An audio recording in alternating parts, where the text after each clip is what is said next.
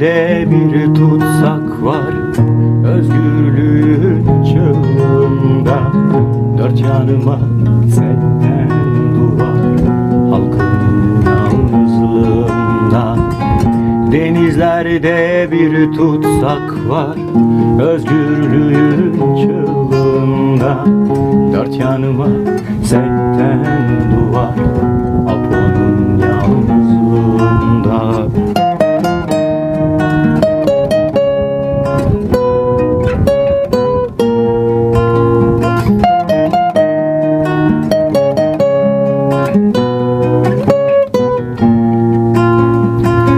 Barışa sevdası büyük, emeğe saygısı büyük, düzenle kavgası büyük. Özgür bir tutsak, özgür bir tutsak.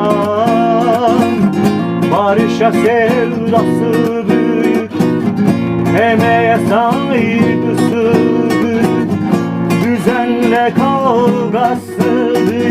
Özgür bir tutsak, özgür bir tutsak. Gözleri, sözleri yasak mı yasak? Gözleri, sözleri yasak mı yasak?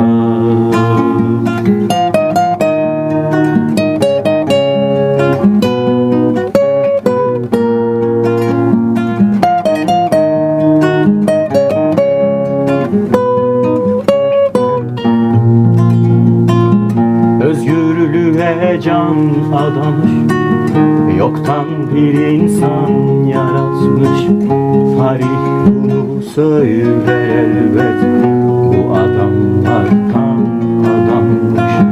Özgürlüğe can adamış, yoktan bir insan yaratmış.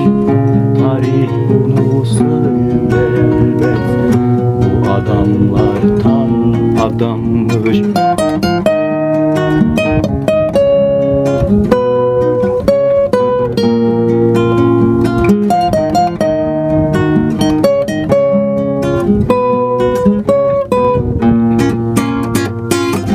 Barışa sevdası büyük, emeğe saygısı büyük, düzenle kavgası büyük. Özgür bir tutsak, özgür bir tutsak. Barışa sevdası büyük, emeğe saygısı büyük, düzenle kavgası büyük. Özgür bir tutsak, özgür bir tutsak. Gözleri, sözleri yasak mı yasak? Gözleri, sözleri yasak mı yasak?